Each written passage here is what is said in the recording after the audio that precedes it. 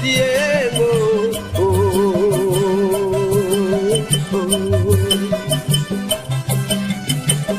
moindo ajana pasi yengo kundi mapasi yetengo oyo pasi yengo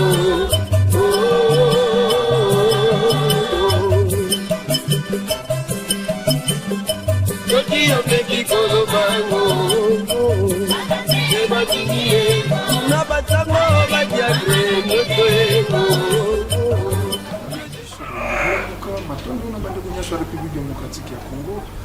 Matondo na bandeko nyonso bolandaka biso libanda ya mboka na nzela bongo ya internet mpona mbala yoko lisusu émission bayindo bola mukeyo mabota na bino to meseni koloba na tina ya koluka kozongisa conscience ya moindo na nzoto ya moindo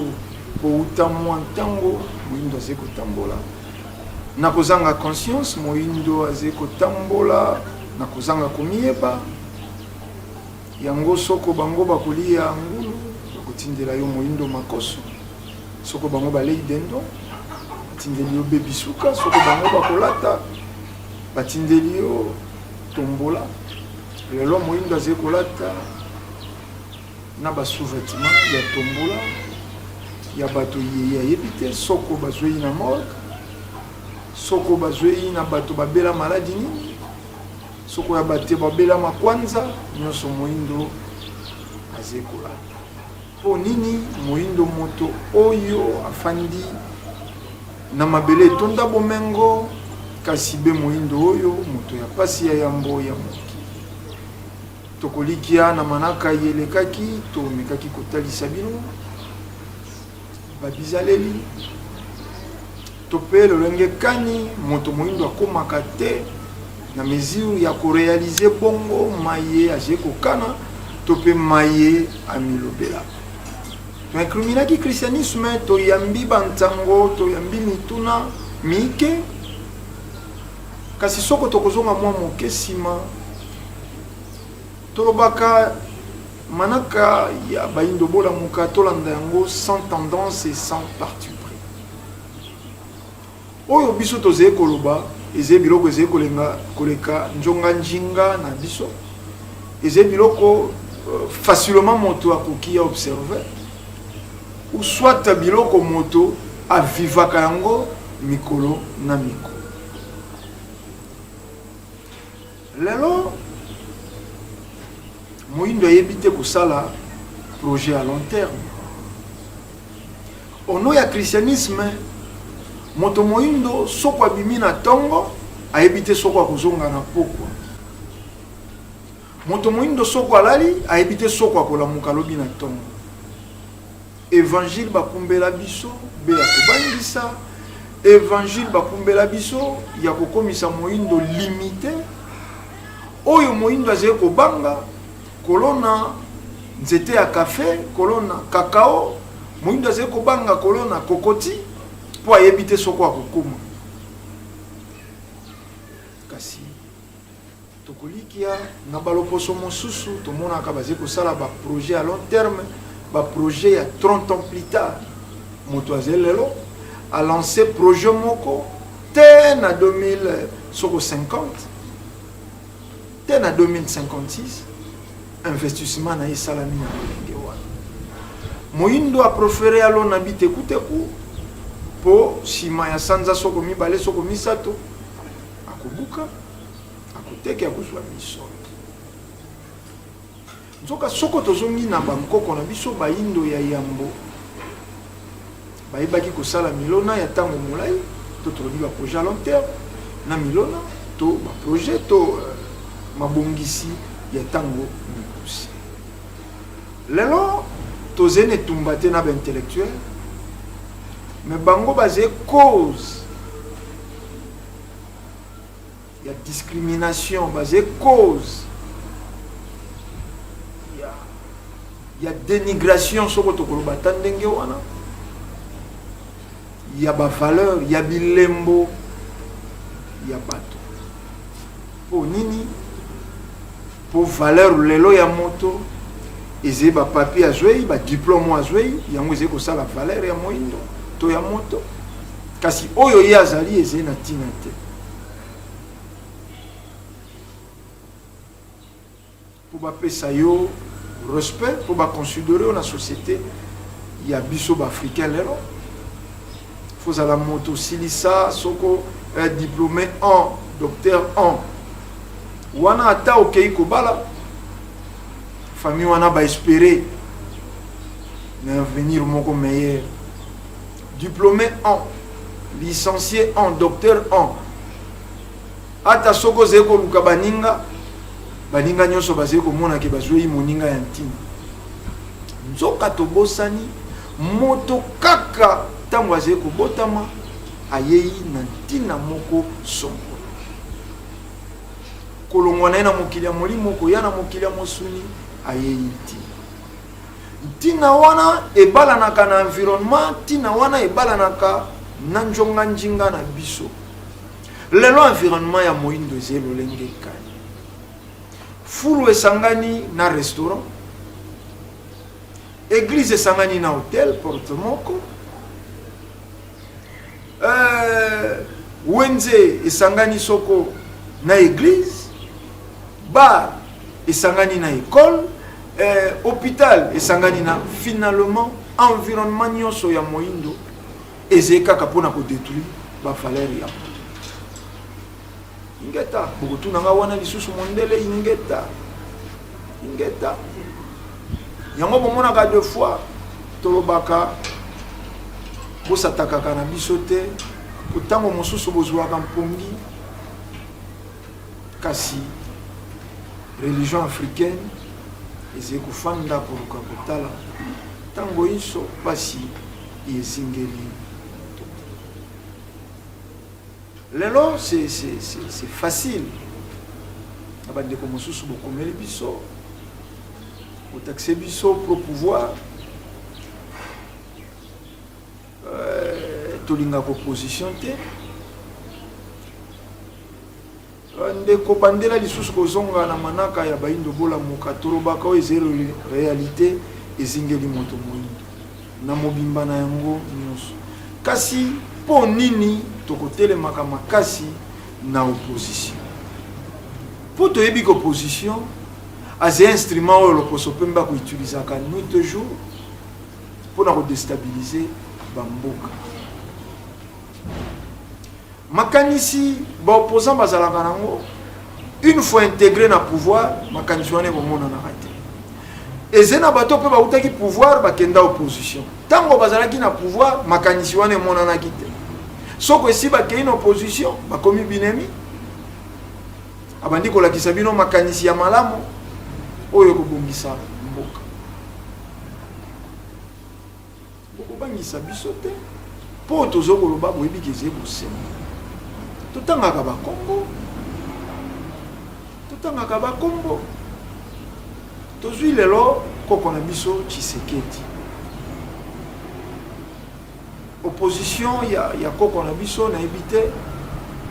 eze kulutu na biso na mibu ya kobotama ekumbi nini to ekumba deja nini na peuple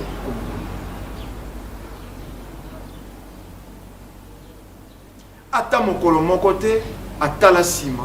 alobela pasi ya bakongo bato bakobima na nzila ville morte koza bato bakobima na nzila ye fo aloba tozwi ntango makila etangi uta na ntango ya Mobutu baétudiant boni na université batika bomono à cette époque bapesaka na koko Tshisekedi esprit coréen moto nyonso apesaki confiance c'est le moto soi-disant zaki koluka bonheur ya peuple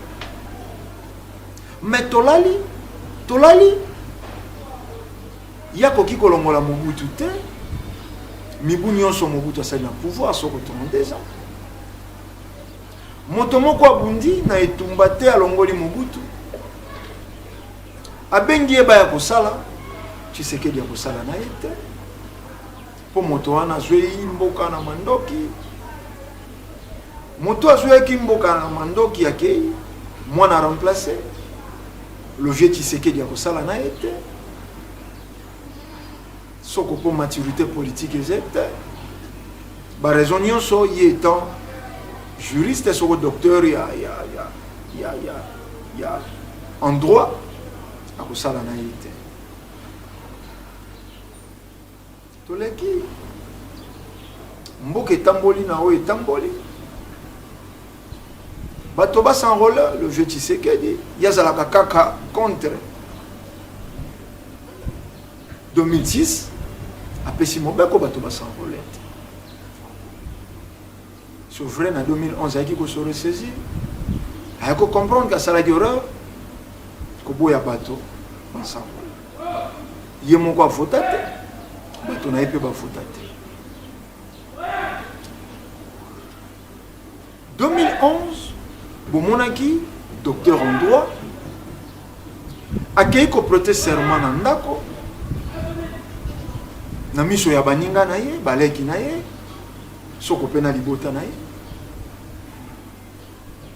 tokoliki soko peuple congolais azalaki moto oyo azalaki kotia ka na etamboleli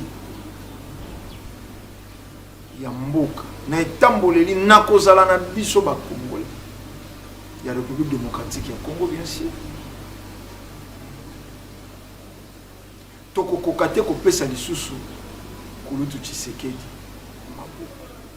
falaki sika wa biso tosunga ye biso ba peuple to ramener ye azonga sikawa na phase ya kozala congolais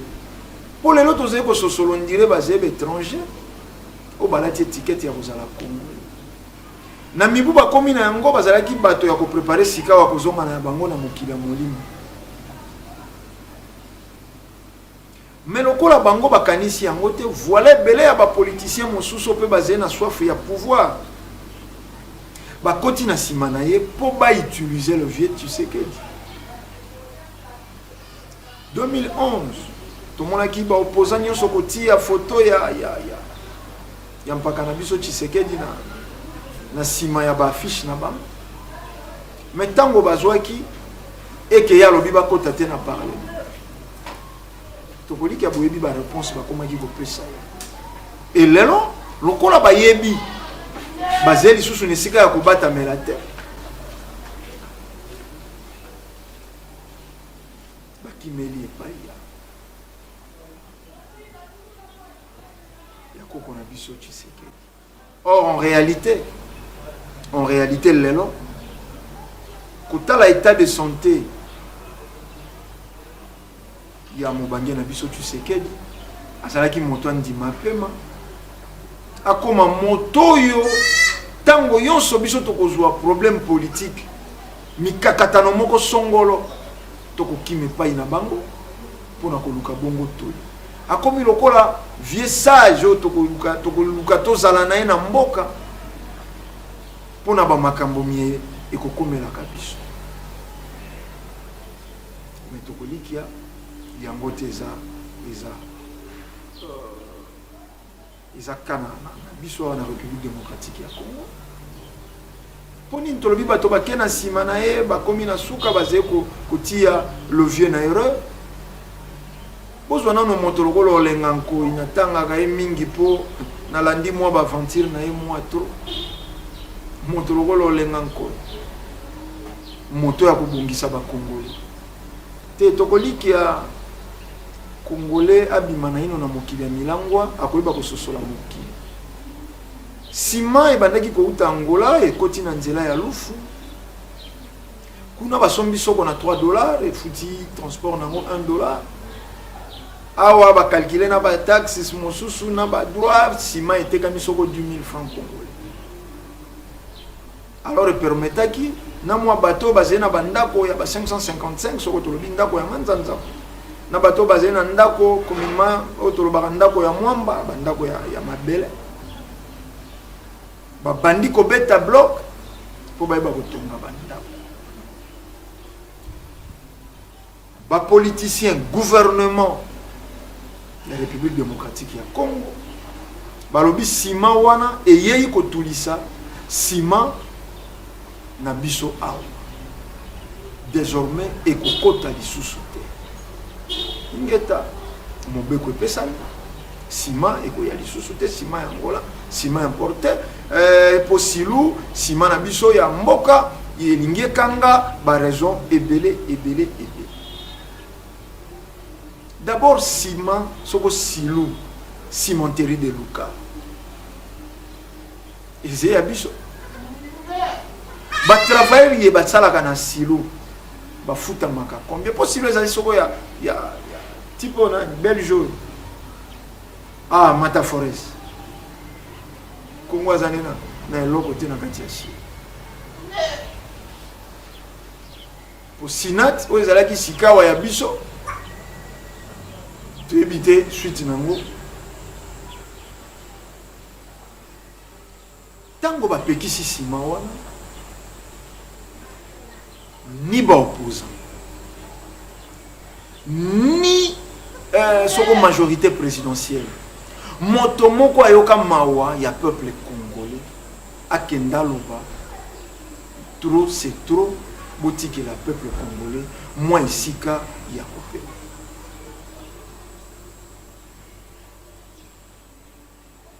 si ba raison silu akolongola soko ba employé mais j'ai soko na 500 employés à pam mais sima wana na talo ya mokeza laki koteka mengeke sunga ba congolais ba millions de congolais omoni sika tolobaka na opposition na majorité moto azali kotalela intérêt ya peuple azali moto azali kotalela intérêt ya peuple azali lelo to balansaka ba documentaire na manaka na biso ba indo bola muka lelo to zeko mona pe na chaîne nationale RTNC kotia ba élément biso to tia ki yango déjà na ba mikolo mileki ya parlement belge ya komona monsieur Louis ndenge nini approuvé que bango nde bazé ba responsable ba kotisa sida na République démocratique ya Congo pe na Afrique na nzela ya polio. Tango to balancer les mains, tango lelo chaîne nationale ou la RTNC azeko tia yango. Gouvernement na biso à l'obini, ministère ya santé à l'obini. Misolo na ye, avimbisa mabumu na ye. Tant mieux ba kondi ba bwaka bango na ba concert. Tant mieux ba kondi. Ba kenda na bango na mabina, ba kenda na bango kotondisa ba boîte de nuit. Au moment où peuple congolais azeko peuple congolais azali kotanga telelo na 21e siècle afandaka likolo ya mabanga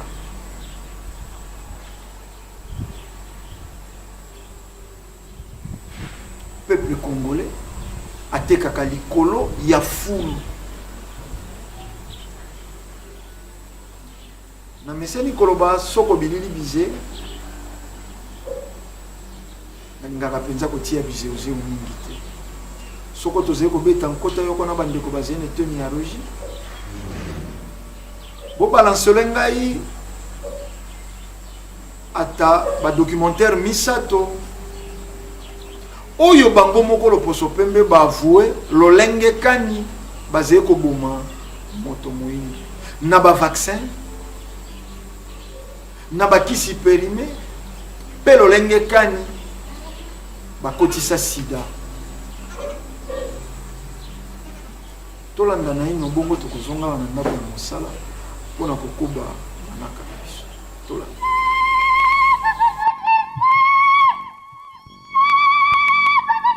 Et on oublie de dire que nous avons également apporté le sida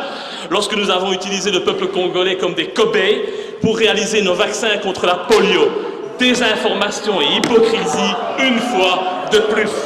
L'heure est venue d'oser regarder la vérité en face, d'oser reconnaître que jamais notre pays n'aurait pu se développer comme il l'a fait, sans avoir pillé les richesses du Congo, sans avoir pillé les richesses du Congo, sans avoir pillé les richesses du Congo, sans avoir asservi le peuple congolais. 10 millions de morts, cela représente 50% de la population congolaise de l'époque, mais jamais notre pays s'est sincèrement excusé pour ces exactions.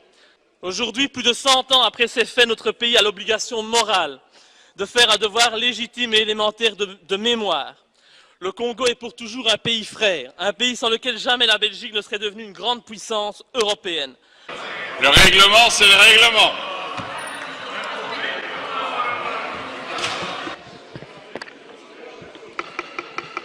Cinq minutes, Monsieur le Président, c'est parti. Chers collègues, un pays ne peut se grandir qu'en ayant le courage de regarder en face son histoire et de reconnaître ses crimes et ses erreurs passées. En ce sens, et afin de créer une nouvelle collaboration saine, éthique et respectueuse entre notre pays et la République démocratique du Congo, je pense qu'il est notre devoir, comme l'ont fait avant nous d'autres anciennes puissances coloniales, d'ouvrir les pages les plus sombres de notre histoire. L'heure est venue d'oser regarder la vérité en face, d'oser reconnaître que jamais notre pays n'aurait pu se développer comme il l'a fait, sans avoir pillé les richesses du Congo, sans avoir asservi le peuple congolais. De nombreux bâtiments bruxellois, comme le cinquantenaire, le musée Tervuren, ont été construits avec le sang du peuple congolais. De grands projets, comme le port de Zeebrugge, ont été financés par les richesses du Congo. Le travail forcé imposé par Léopold II, le roi des Belges, avec l'assentiment du Parlement entre 1885 et 1908 ne s'est pas fait sans mal. Des populations furent massacrées, domptées par la force par l'envahisseur, des femmes furent violées par les représentants de l'autorité coloniale. La déportation fut pratiquée, sans oublier la tristement célèbre coutume colonialiste des mains coupées,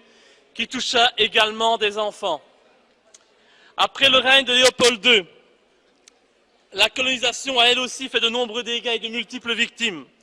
Au total, notre pays est responsable de la mort de 10 millions de Congolais, ça mérite un peu de respect. Un des plus grands génocides du monde. Ces chiffres furent évoqués, pas par moi, mais par une commission officielle du gouvernement belge en 1919. 10 millions de morts, cela représente 50% de la population congolaise de l'époque, mais jamais notre pays s'est sincèrement excusé pour ces exactions. Bien sûr, le comportement brutal des colonisateurs était monnaie courante à cette époque, mais ces éléments ne changent et n'excusent en rien les faits qui ont été commis par des représentants de la Belgique avec l'approbation claire et ferme du souverain de l'époque, le roi Léopold II. L'ambition de notre roi et le statut qu'il voulait offrir à notre pays ne doivent, c'est pas possible, hein,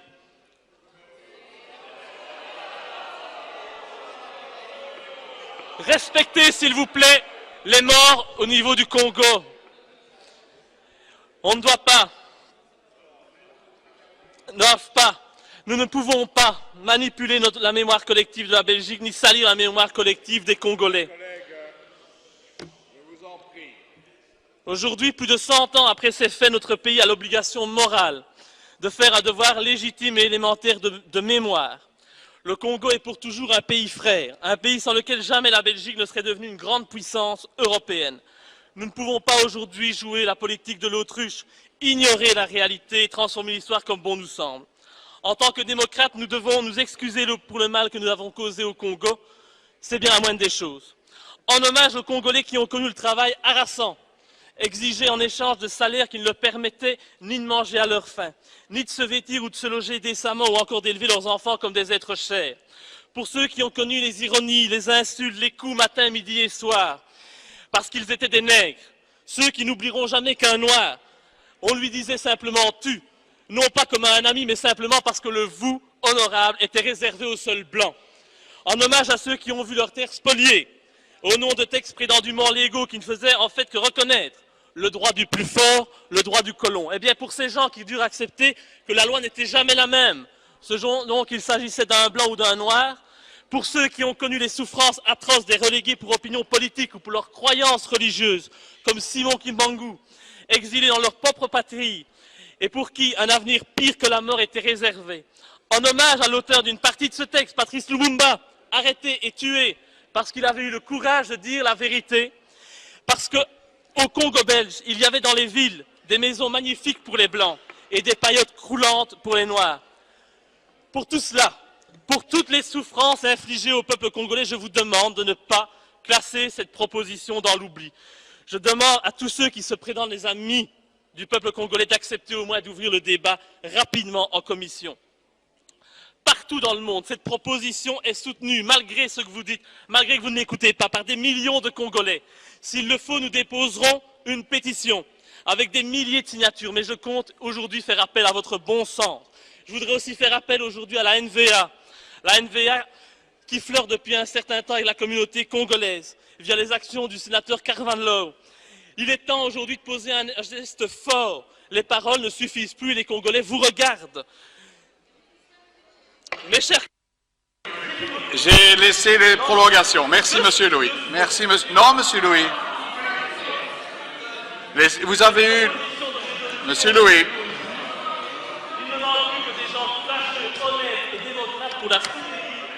Monsieur Louis. Ni être de gauche, ni être de la majorité, ni de l'opposition, il suffit d'être courageux.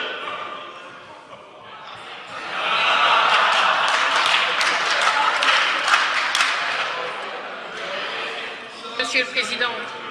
le sujet évoqué est évidemment particulièrement important et c'est vrai que le Parlement a déjà fait un travail sur la responsabilisation de la Belgique dans sa relation avec le Congo. Ici, demander qu'il y ait un travail fait autour de la responsabilité de la Belgique au niveau de la colonisation, c'est également un sujet qui est important. De même que la préoccupation sur la situation actuelle du Congo, et le Parlement se réunira d'ailleurs la semaine après les vacances pour en débattre, mais nous pensons vraiment que traiter ces sujets demande un contexte et une manière de travailler qui soit plus digne que celle-ci. Et donc, nous sommes préoccupés, nous soutenons la préoccupation, mais nous ne soutenons pas la demande de M. Louis. Merci beaucoup. Monsieur d'Allemagne. Monsieur Maguin. L'histoire a évidemment ses droits, mais je fais partie de ceux qui pensent que le Parlement n'est peut-être pas nécessairement le lieu le plus approprié pour faire œuvre historique. C'est toujours un débat délicat que de vouloir s'arroger la prétention en tant qu'élu de refaire un travail de mémoire. Ce travail de mémoire est indispensable. Et il peut trouver des lieux d'expression plus appropriés encore qu'une assemblée parlementaire, et il appartient sans doute au gouvernement d'en prendre l'initiative. Pour le surplus, il nous semble que le véritable débat qui doit être le nôtre, c'est la situation politique actuelle en République démocratique du Congo. Situation politique particulièrement préoccupante, situation politique où notre pays, comme un certain nombre de pays, n'ont pas l'audace de dire un certain nombre de vérités au pouvoir en place.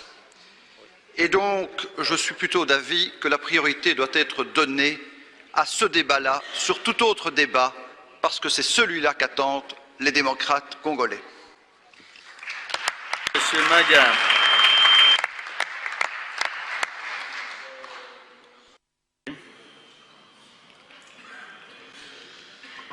Voilà, la prise de position du CDH et des colos pour moi est particulièrement hypocrite. Il n'y a pas à tourner autour du pot. Soit il y a génocide, soit on refuse de l'accepter, mais la qualité de celui qui dépose le texte n'a rien à voir là-dedans. Et le pire exemple d'atteinte à la démocratie, monsieur d'Allemagne, vous le démontrez tout le temps à chaque fois que je prends la parole dans ce Parlement, où personne ne me laisse m'exprimer convenablement, où il faut hurler pour se faire entendre. Vous êtes les fossoyeurs de la démocratie. Et on oublie de dire que nous avons également apporté le sida lorsque nous avons utilisé le peuple congolais comme des cobayes pour réaliser nos vaccins contre la polio. Désinformation et hypocrisie, une fois de plus. L'heure est venue d'oser regarder la vérité en face, d'oser reconnaître que jamais notre pays n'aurait pu se développer comme il l'a fait, sans avoir pillé les richesses du Congo, sans avoir pillé les richesses du Congo, sans avoir pillé les richesses du Congo, sans avoir asservi le peuple congolais. 10 millions de morts, cela représente 50% de la population congolaise de l'époque, mais jamais notre pays s'est sincèrement excusé pour ces exactions. Aujourd'hui, plus de 100 ans après ces faits, notre pays a l'obligation morale de faire un devoir légitime et élémentaire de mémoire. Le Congo est pour toujours un pays frère, un pays sans lequel jamais la Belgique ne serait devenue une grande puissance européenne. Le règlement, c'est le règlement. Bien, je vous propose de passer au vote sur la demande d'urgence. Ceux qui sont pour se lèvent. Oui, il faut...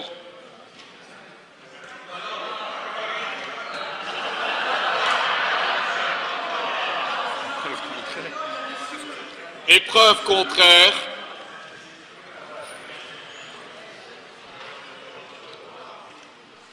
La vérité sur le sida, numéro 2. Ceci est la suite et dernière partie de cet article.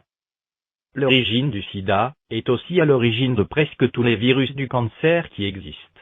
Le lymphome, la leucémie et le sida sont une petite partie d'une longue liste de maladies créées par l'homme. Ces cancers ont été développés dans un endroit appelé Fort Dietrich, Maryland, États-Unis, dans une installation de l'armée. En 1971, Fort Dietrich changea de main, et sous le couvert de l'Institut national de la santé, NIH, la recherche biologique a continué, après que le président Nixon a déclaré que les États-Unis réduiraient le financement et l'arrêt de la recherche biologique. En fait, ce financement pour la recherche biologique a augmenté en 1970, avec l'appropriation de 10 millions de dollars, pour créer un virus de suppression immunitaire, pour lequel aucune immunité naturelle ne pouvait être obtenue. L'OMS est dirigée par l'ONU, et à son tour, l'OMS répercute les plans du nouvel ordre mondial sur le peuple. Les vaccinations de masse, les pénuries alimentaires, les prédictions pandémies. Si vous n'êtes pas déjà au courant du but de l'ONU, l'OTAN, l'OMS, l'AMA, American Medical Association, faites des recherches, l'information n'est pas si difficile à trouver, vous avez juste à regarder dans la bonne direction. Penser que ces méchants regretteront un jour leurs crimes, c'est peu les connaître. Les démons ne se repentent jamais, les agents de Lucifer ne regretteront jamais leurs crimes, car c'est cela leur mission sur Terre. En attendant de vous massacrer tous, ces sanguinaires font aussi de votre souffrance un fonds de commerce. Grâce aux médicaments qu'ils vous imposent, soi-disant pour vous guérir ou pour freiner votre mort, ils font tourner leur compagnie pharmaceutique. Que le continent le plus riche de la planète devienne un simple champ d'expérimentation pour une bande de criminels, devrait vous révolter. Ces assassins avaient fait du sida une arme de destruction massive contre les Noirs. Après avoir délibérément contaminé des millions d'Africains par le virus du sida à travers les vaccins, ils avaient vite pensé à une solution qui leur permettrait de contaminer aussi ceux qui devaient échapper à la contagion par vaccin. Et cette solution était simple. Elle consistait à faire beaucoup de publicité sur le risque du sida, et encourager ainsi les gens à courir vers les préservatifs. Dès que les gens avaient cru trouver refuge dans les préservatifs, ils ont fabriqué des préservatifs, imbibés du virus de sida, destinés pour l'Afrique. C'est ainsi que les préservatifs qui inondaient le marché africain, étaient des préservatifs contaminés. Voilà pourquoi plusieurs personnes qui se croyaient pourtant protégées, parce qu'elles ne prenaient jamais le risque d'avoir des rapports sexuels non protégés, se sont finalement retrouvées avec le virus du sida, et ne comprenaient pas pourquoi et comment elles avaient attrapé ce virus. Faites donc très attention. Avant de courir vers les préservatifs, en pensant trouver en cela une protection, sachez tout simplement que vous êtes en train de fuir un piège, pour un autre, tout aussi mortel, que celui que vous pensez fuir. En 1999, enfin, Hooper publie les résultats de ses recherches dans un livre de plus de 1000 pages, The River.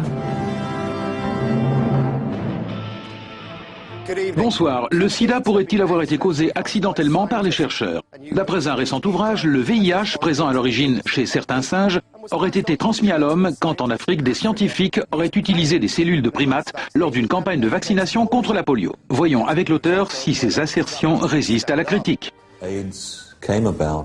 Le sida est apparu du fait de l'homme, et non du fait de Dieu.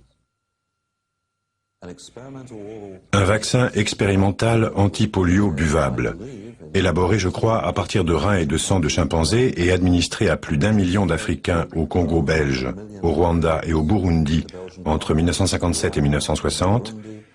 correspond si précisément aux premières apparitions du sida qu'à mon avis, nous sommes en présence du chemin par lequel le virus du chimpanzé est parvenu jusqu'à l'homme.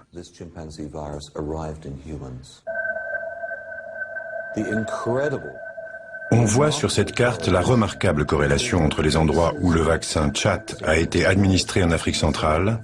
et les premières occurrences du VIH et du sida.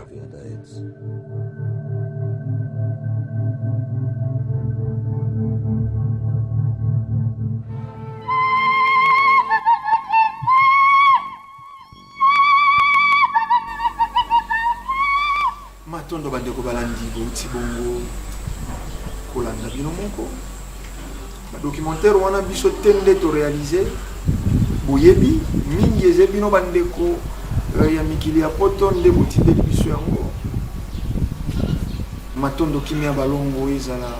bisika bozwami tokoba mosala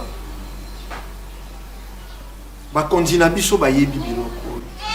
bayebi que peuple congolais melaka kisi périmé bayebi que peuple congolais aliaka biloko ya kopula bayebi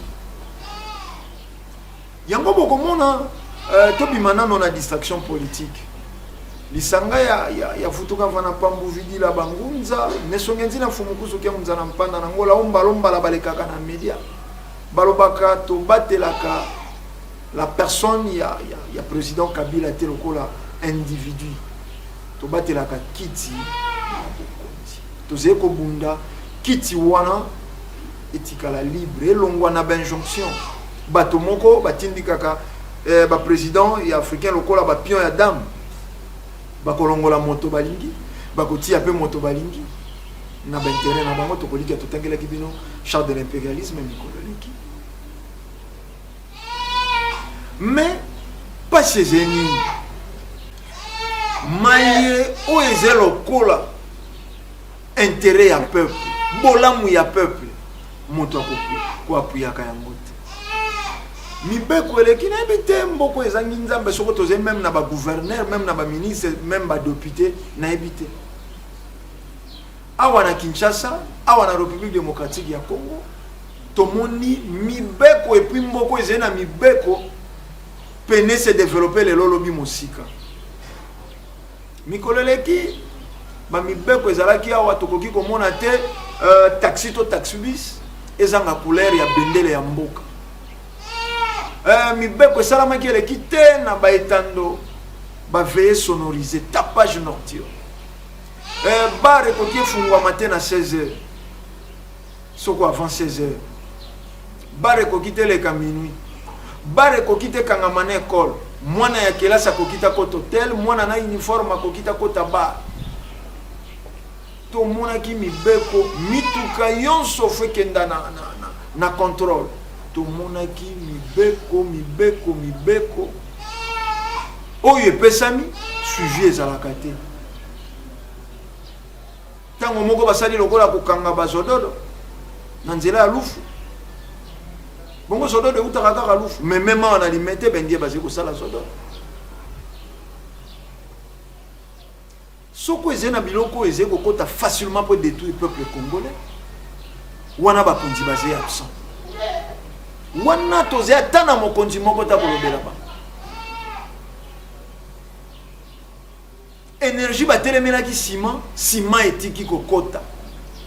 ezwaki ye moite ntango batelemeli ciment balobi ciment ezali kotulisa ciment na biso ya silu ekokota lisusu te ciment ekati kokota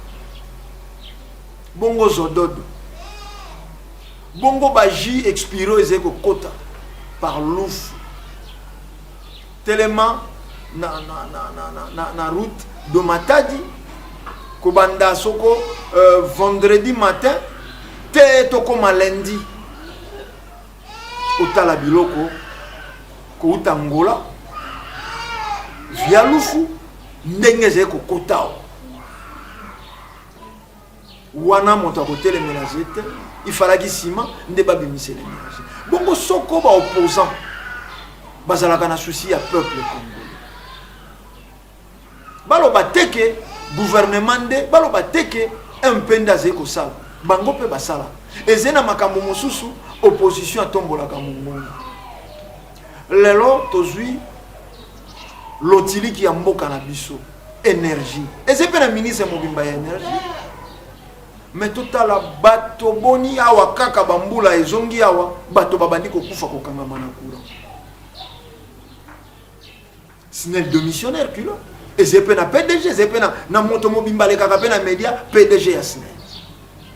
afandi na ye bato bakokufa lokola SNEL a dédommagaka moto te lokola SNEL ayebi kutu etali même pas ye okufi lokola ntabande kangamaki okufi lokola imbwande kangamaki na courant baje na tina na ote wana tomona te pe totikali komona te opposition a dénoncé tolobaka douane la plus chère du monde osombi soko ketchi na yo ba IST soko na 800 mais pour comment on a République démocratique ya Congo ou ta soko sombaki na Dubaï soko na Japon et ko komisa yo dans les 5000 et quelques dollars opposition loba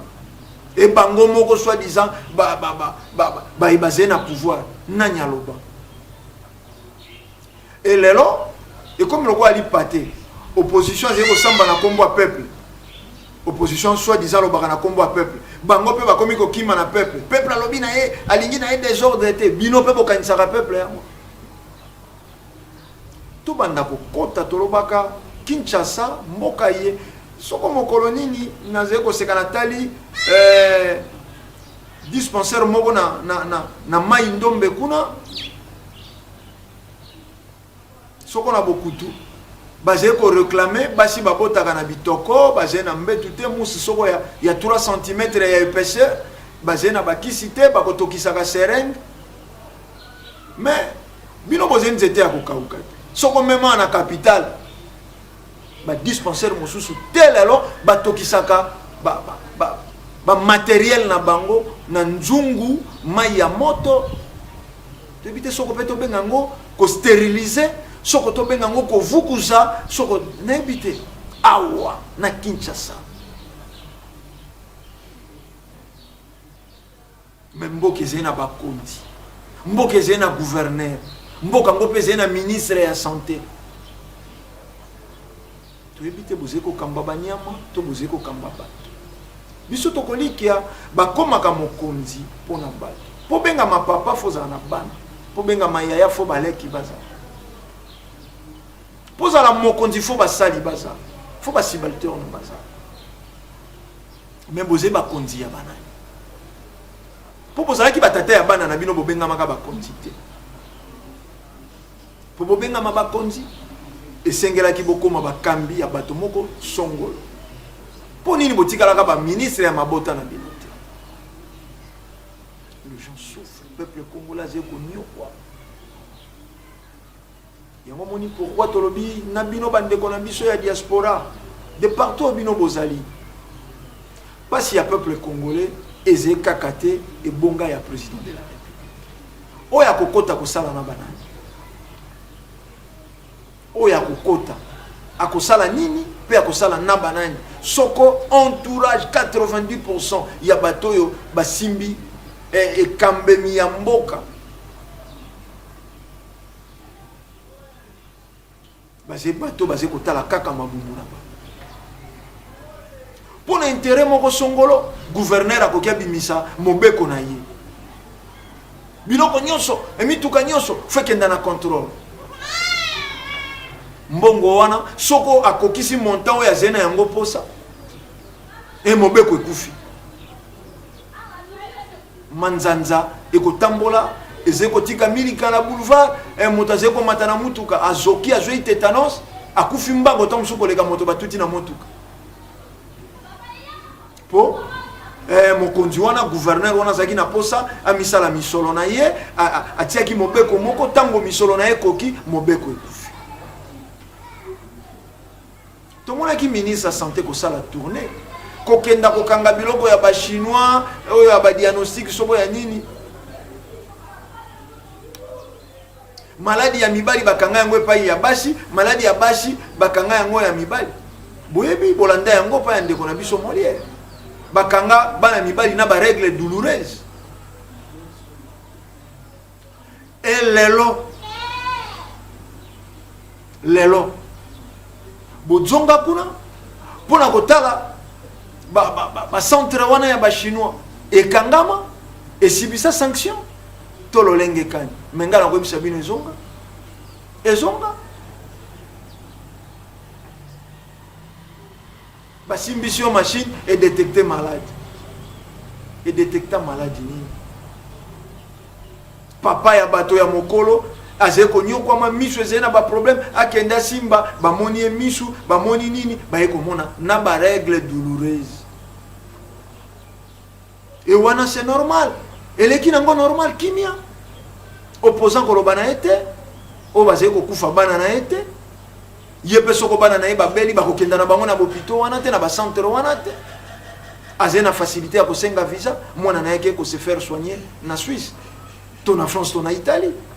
lolenge moko na ye lolenge moko na mwasi lelo soke komi tango yo peuple yango faut la sacrifier faut pas se servir na lokola bouclier babimisi libanda Mars a revendiqué peuple wana a ko revendiquer ni peuple moi ko revendiquer. Voilà torobaki baindo bola muka tokozala wana bepo na kola musa bai whisky pourcentage alcool oyo yebanite ezeko salama awana limite industriel ezeko kota mususu par lufu nyoso wana po peuple alala po peuple ya kufa ya kukufa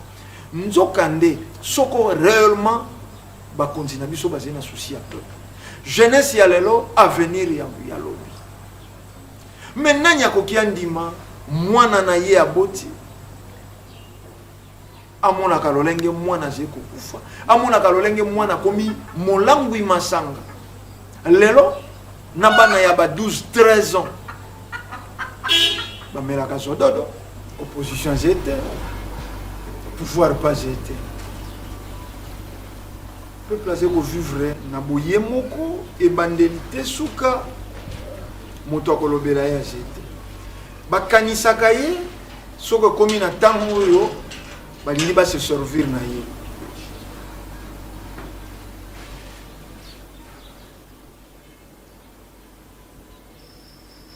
lelo nalingi tokenda mwa moke malembe nasalaka observation moko à chaque fois na voyageaka pa route de Matadi nzila ya Bakongo kobanda soko Kasangulu kokenda te kuna nzela eze zamba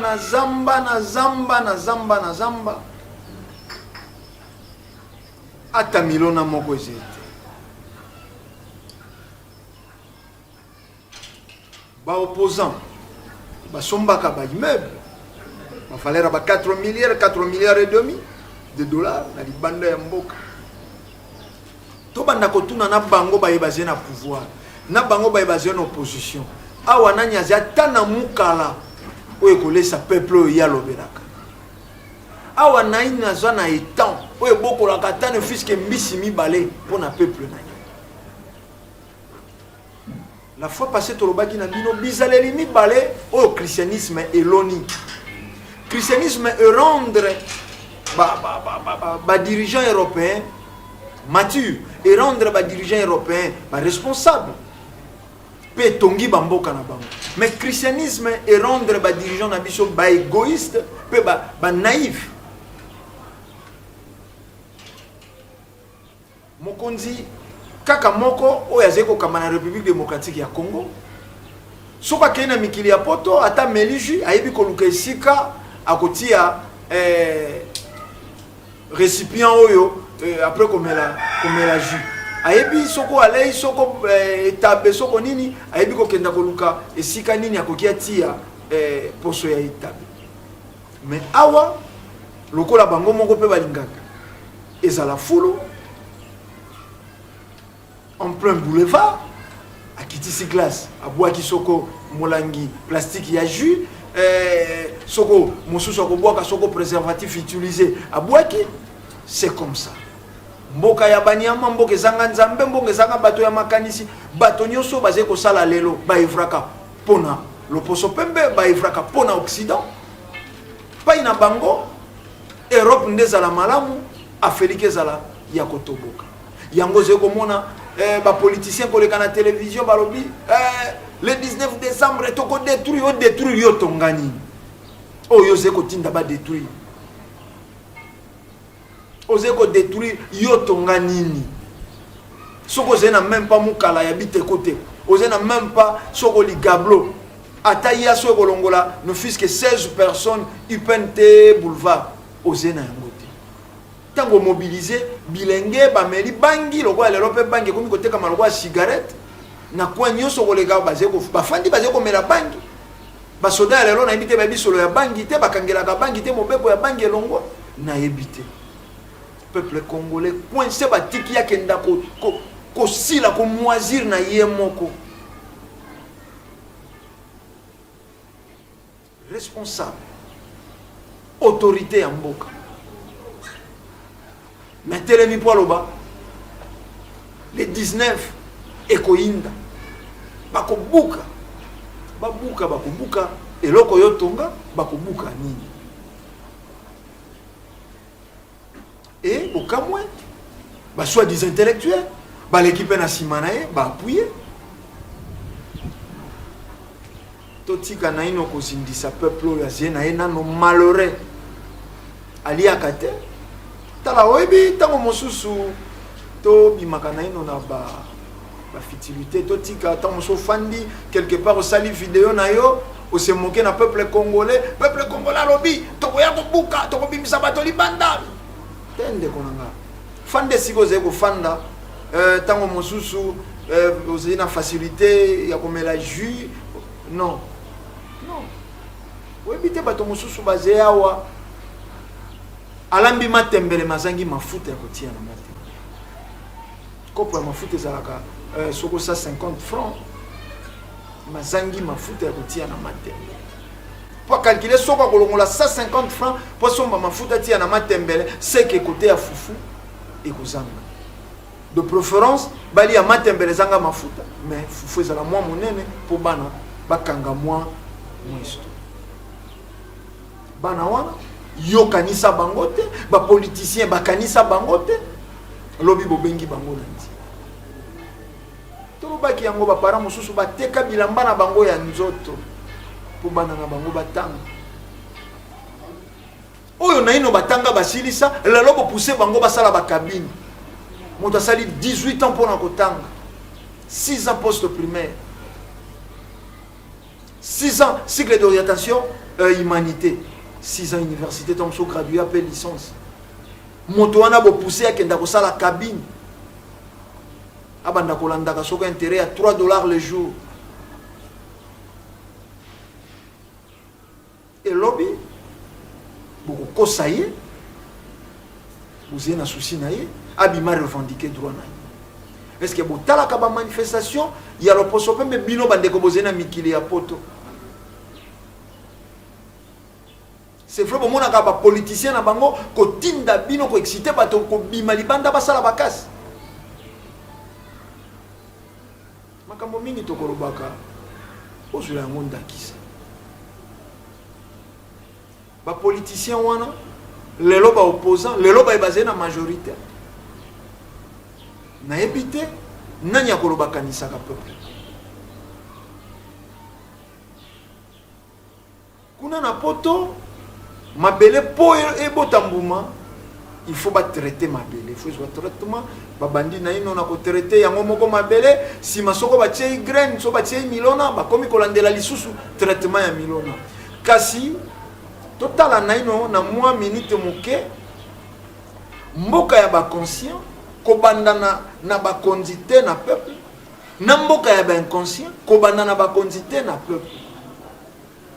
nesima to kozonga wa pona ko lakisa bino inconscience ya baindo e batameli wapi to kena na ino total a deux images to comparer awa ko banda Kasangulu nayebi te soko reger osukisa biso soko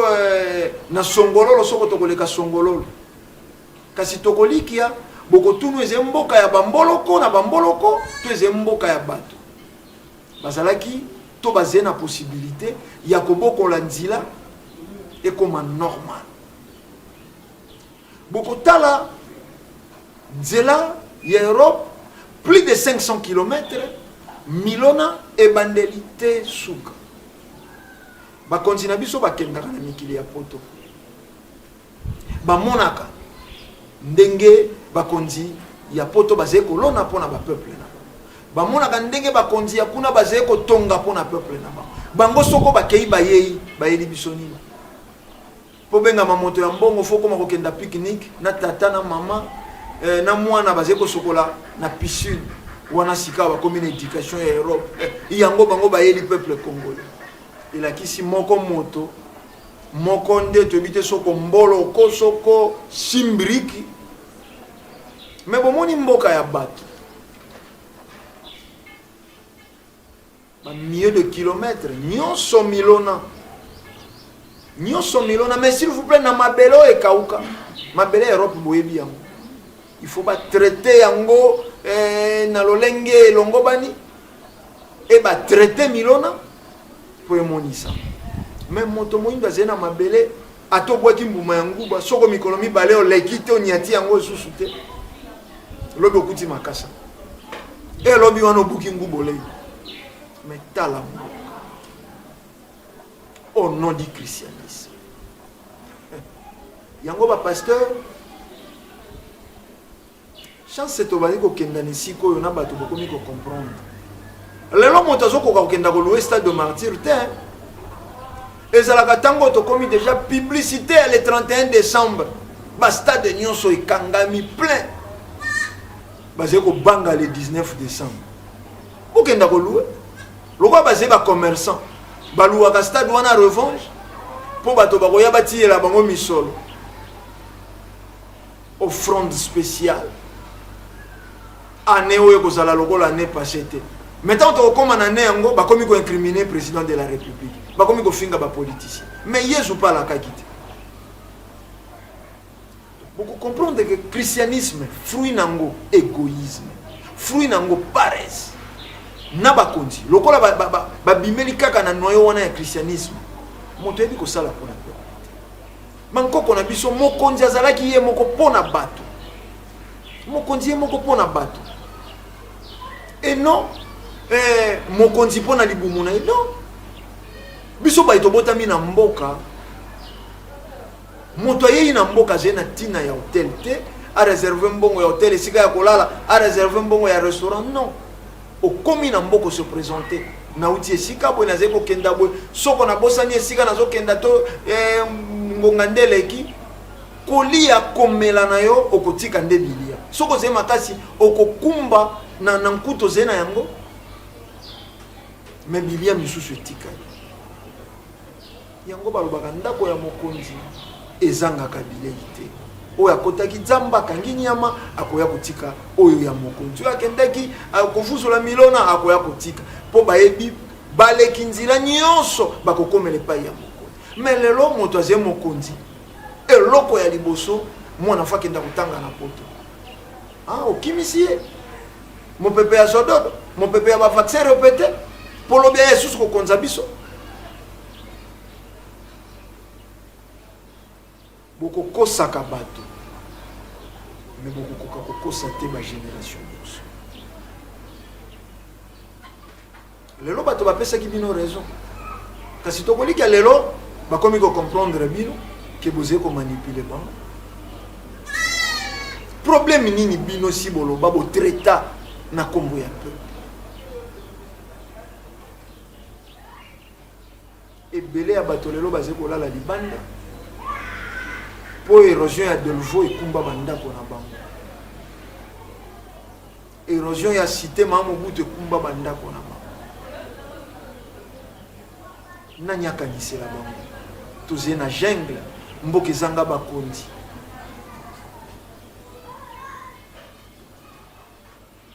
nani akolobela bango soko akei lisusu na église bapesi ye espoir moko ya lokuta baverset biblique oyo ekobota mbuma te. Donc soko tozongi na manaka tolobaki na bapoliticien na bapaster soi-disant bahomme de Dieu na baimam tosangisi bango nkutu moko baze eloko moko batalaka baintérêt égoïste. Islam etongi bamboka ya baarabe kaka peta mosu na pétrole. Arabie Saoudite eze na 2 heures bongo Dubaï na kombo ya ala etongami. Mais awa Islam eze po kanga mwasi na kisi. Awa Islam eze tina nango. Est-ce que vous comprenez que le peuple congolais c'est même pas Niama n'habite sur auto qualifié ndengeni.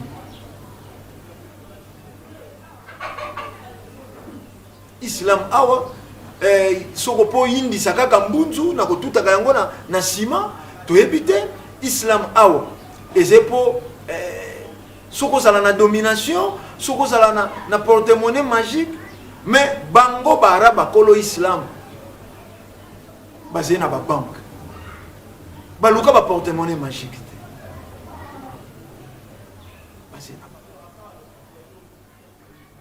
christianisme ba pasteur bateyo royaume de ciel. Mais bino kuna na mikili ya poto boyebi boni bokangi bango ba escroc awa to yebi boni bato basema ba chaînette en or pour soi-disant zena milimo mabe kasi basi na bango bakenda koteka yango na sana.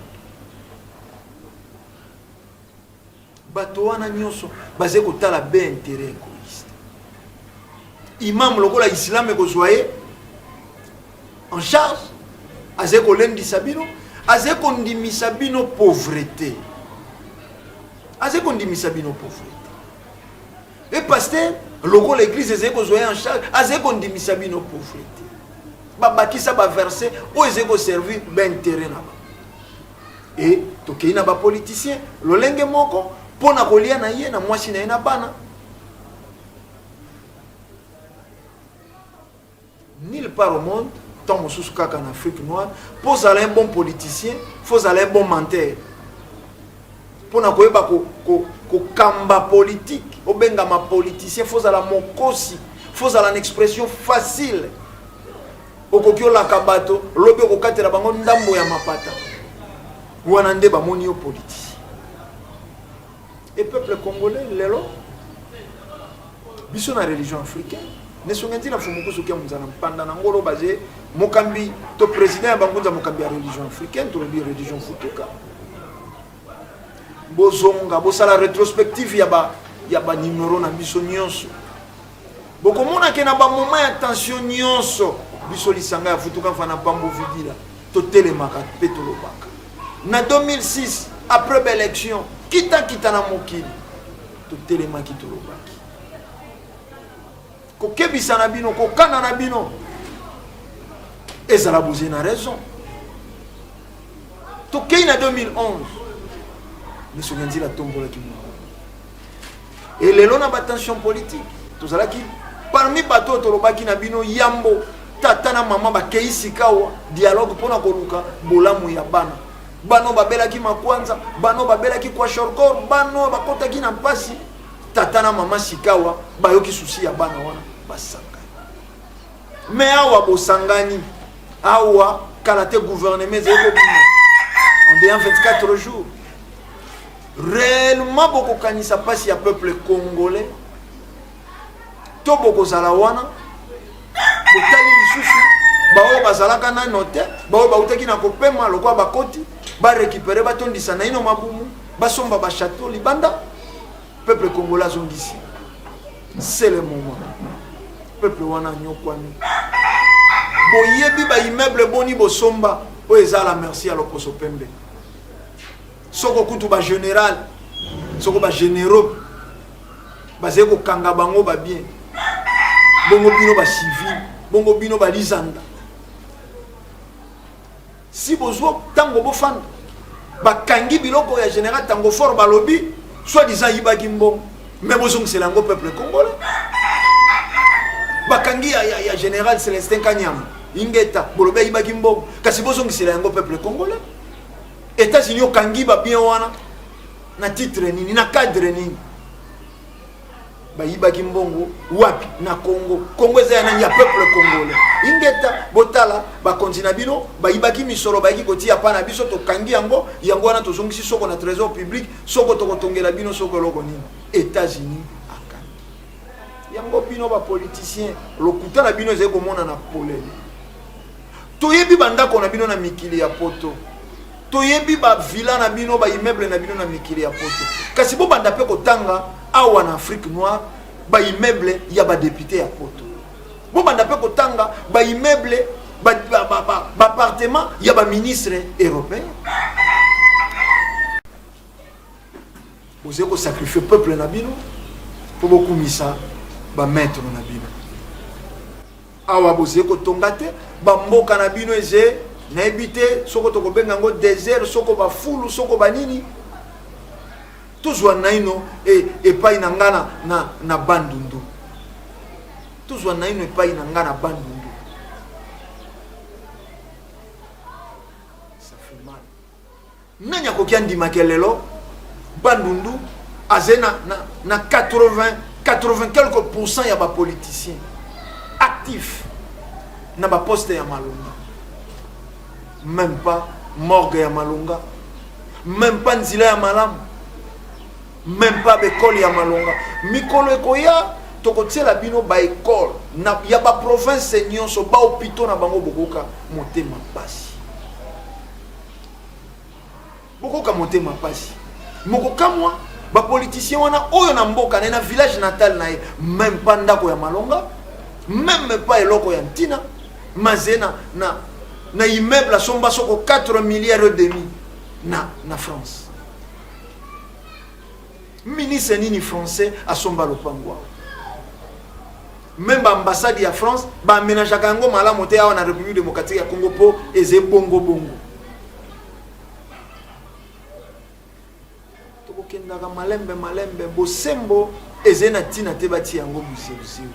Lokuta ta soko bokotia yango malasi ekolumba besolo ya lokuta. Koko Tshisekedi est opposant. Ndako na bango na Kasai bomona. Aze même pas na Mukala na Kasai.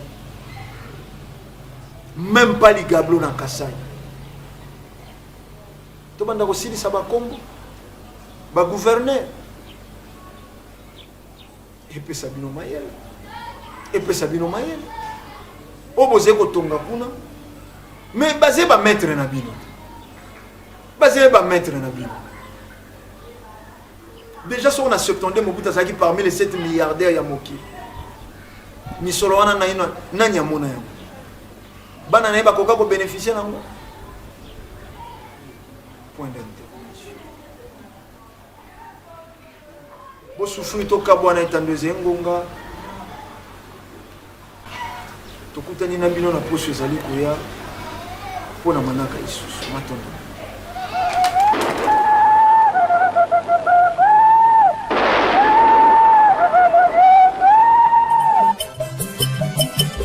Moino atana patiengo atakondima patunyetengo oyo patiengo